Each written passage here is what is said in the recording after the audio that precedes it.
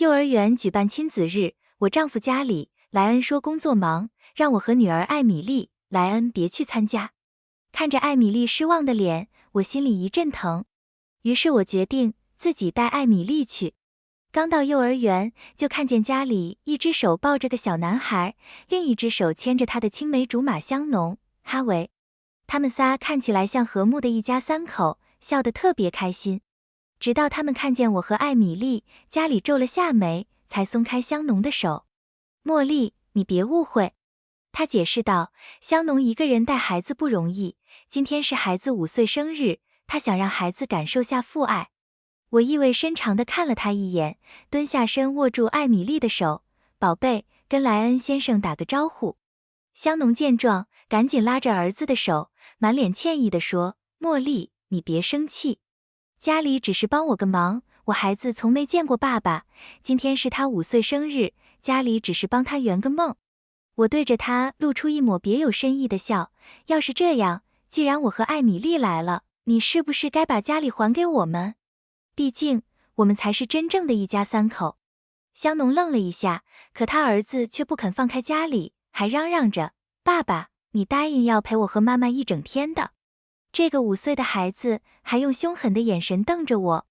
我还没来得及说话，家里就挡到了母子俩身前，一副要保护他们的样子。他语气里带着点不耐烦，茉莉，你自己也有孩子，难道不懂孩子想要什么吗？我和香农从小一起长大，就陪他们1天而已，1天啊，这么点小事也要计较？他的话彻底激怒了我。难道香农过得不好，错还在我身上吗？这时，其他家长陆续到了，有人过来打招呼。香农、家里，早上好。你们仨每次亲子日都来，不像我家杰克，总说工作忙，根本不管孩子。香农尴尬地应着，家里则刻意避开别人的目光。我忍不住问，家里，原来你说的，就1天，是这样的？家里恼了，一把抓住我的胳膊，茉莉，这人多，别闹。他又低下头，看着艾米丽，压低声音说，你闹起来，对艾米丽也不好，对吧？艾米丽突然听到自己的名字，有点懵。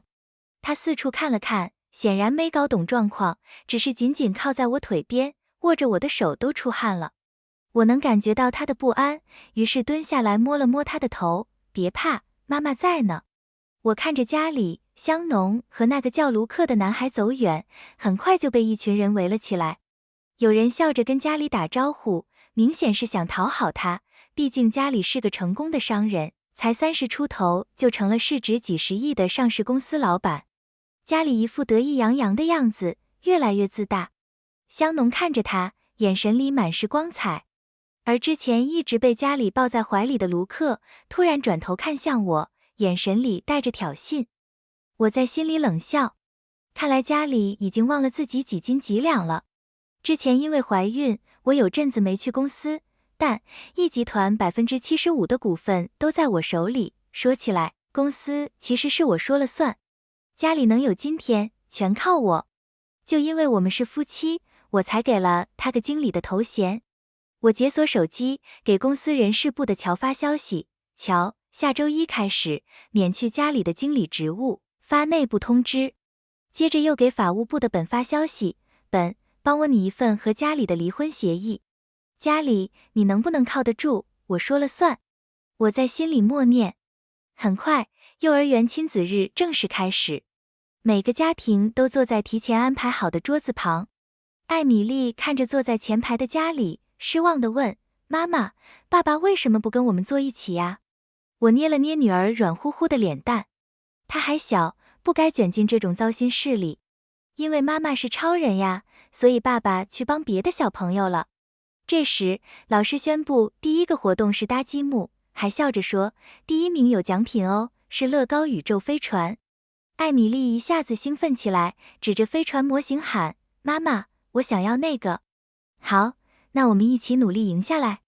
沙漏快漏完的时候，艾米丽举起手，激动地喊，老师，我们搭好了。老师走过来，点点头，正准备宣布 winner， 前排突然跑过来一个男孩，正是卢克。他一把推倒积木，傲慢地说，现在我才是第1名。艾米丽看着散落一地的积木，眼泪瞬间就涌了上来。她捡起一块积木，朝卢克扔了过去。家里立刻走过来，厉声说：“艾米丽，你怎么能打人？快给卢克道歉！”艾米丽不肯让步，我不，是他先弄坏我的积木的，他是坏人。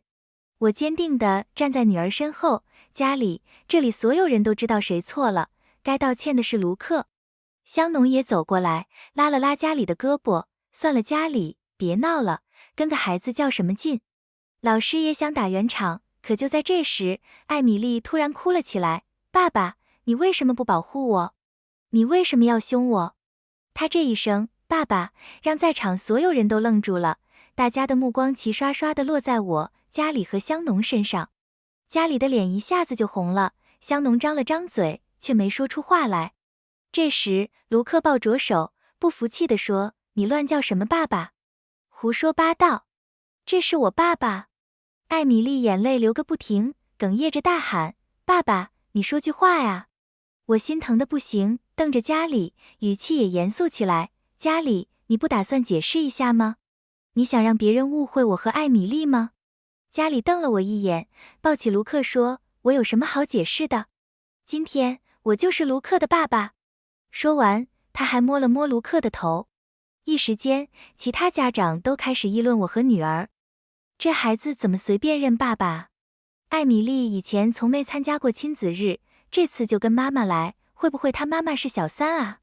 我听说家里是大公司的 CEO， 可有钱了，说不定这女的是想勾搭他，被孩子误会了。别人这么说我和女儿，家里却一句话都不说，就站在那儿哄卢克。香农则站在一旁，看着我笑。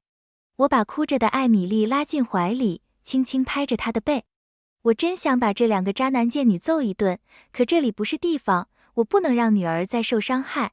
这时，有个想讨好家里的人说，卢克跟莱恩先生长得真像，肯定是亲生父子。我抬头看向家里，他眼里闪过一丝愧疚，却没接话，只是干笑了2声。而香农站在旁边，笑得更开心了。我以前也见过卢克，却从没发现他和家里长得有点像。艾米丽哭个不停，我只好请老师带我们去休息室，先安抚好她再说。到了休息室，我哄了半天，艾米丽才慢慢睡着。看着她哭红的眼睛，我心里又疼又气。我踮着脚走出房间，走到走廊尽头，给乔和本打电话。乔、本，把我的结婚证、拟好的离婚协议还有免职通知，立刻送到克罗斯巷幼儿园来，越快越好。我正想跟他们说细节，突然听到一声尖叫，是艾米丽的声音。我的心一下子就紧了。走廊另一头，厕所门口，艾米丽被推倒在地上，哭着被几个孩子围着。动手打她的是卢克，他一脸凶相：“谁让你乱认爸爸的？我要让你记教训！”说着，他还踢了艾米丽的肚子一脚。艾米丽疼得倒抽气，想躲开，可后面还有个男孩拽着她：“你妈妈是小三，你就该被打。”我妈妈说：“这种私生子就该掐死。”艾米丽挥舞着手挣扎，哭着喊：“你们胡说！他就是我爸爸！妈妈，爸爸，救命啊！他们打我！妈妈，爸爸，你们在哪儿？”看到这一幕，我脑子一片空白，怒火直冲天灵盖。那些孩子看到我，互相看了看，又看到我凶巴巴的样子，吓得全跑了。我把艾米丽抱进怀里，才发现她一直在发抖，赶紧叫了救护车。没事了，宝贝，妈妈在呢。救护车到的时候，其他家长都好奇地围过来看。我抱着艾米丽，快步冲了过去。路过活动区时，我看见家里正笑着陪卢克搭积木，香农还在旁边帮他擦汗。家里听到动静，疑惑地抬起头，走过来问：“怎么了？艾米丽怎么了？”我还没说话，香农就拉住他的手：“家里，你答应今天陪卢克的，昨天我跟他说的时候，他开心了一晚上呢。”家里立刻停下脚步，而我已经抱着艾米丽上了救护车。艾米丽已经晕过去了，医生正在紧急处理。一个女医生掀起艾米丽的裙子，忍不住倒吸一口凉气，这么小的孩子，怎么能下这么重的手？我一下子就哭了，慌得不行。艾米丽娇嫩的皮肤上满是淤青，腰上还有一块特别大的淤伤。她浑身都在抖，医生脸色凝重地说：“快，上仪器。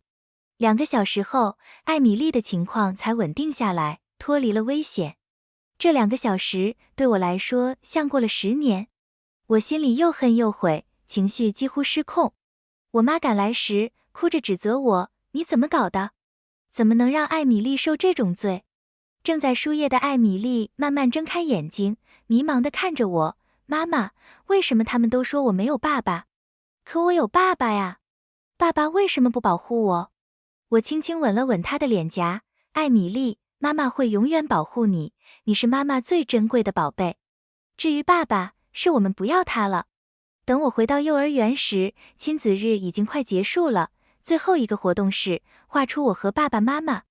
家里正耐心地帮卢克涂色，卢克乖乖地坐在他怀里，香农则拿着手机拍照，笑得一脸满足。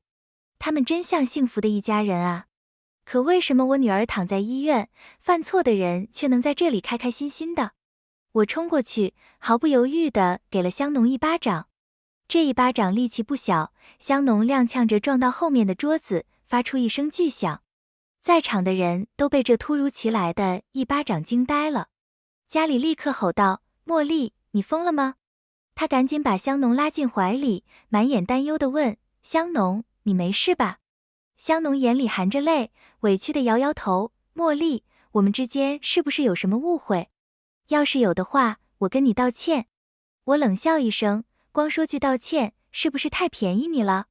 说着，我抬手还要打香农，家里伸手想拦我。我转身又给了家里一巴掌，他脸上立刻出现了清晰的手印。家里捂着脸，愣了一下，接着生气地说：“茉莉，你到底怎么了？我对你太纵容了是吗？”这时，幼儿园老师过来劝架，问我怎么回事。我指着卢克，咬着牙说：“那个孩子趁我打电话的时候，带着几个男孩打我女儿。”我话音刚落，香农就急着辩解：“不可能，卢克很乖的，家里，你要相信我。”我往前走了一步：“不可能？那你以为刚才救护车是来干嘛的？”家里又像之前那样挡在香农和卢克身前，小孩子能有多坏？打打闹闹很正常，别小题大做，跟个野蛮人似的动手。他见我气得不行，还推了我一把，我一下子摔在地上，我的手蹭到地面，流出了血。那些想讨好家里的人用鄙夷的眼神看着我：“你是来蹭家里先生热度的吧？谁不知道他有钱？你是想骗钱吧？也不照照镜子。等一集团法务部来找你，有你哭的。是不是以前勾引导不成功，现在来闹场？你跟莱恩太太根本没法比，就是个小三。”就在这时，远处传来汽车的声音，朝着幼儿园这边过来。很快，3辆高端 MPV 停在了幼儿园门口。有眼神好的家长惊呼，车上有一集团的标志，是高管的车。有人还在讨好家里，不愧是莱恩先生，连公司法务部都叫来了。他们又鄙夷地看着我：“可惜啊，你完了。谁都知道，在隆福斯特，没人能赢过一集团的法务部，你等着赔钱坐牢吧。”有几个做网红的家长兴奋地拿出手机录像，没想到今天能碰到这么大的瓜。网友们快关注我，我直播看看这个小三的下场。香农意识到发生了什么，惊喜地看着家里。站在他旁边的卢克也变得更傲慢了。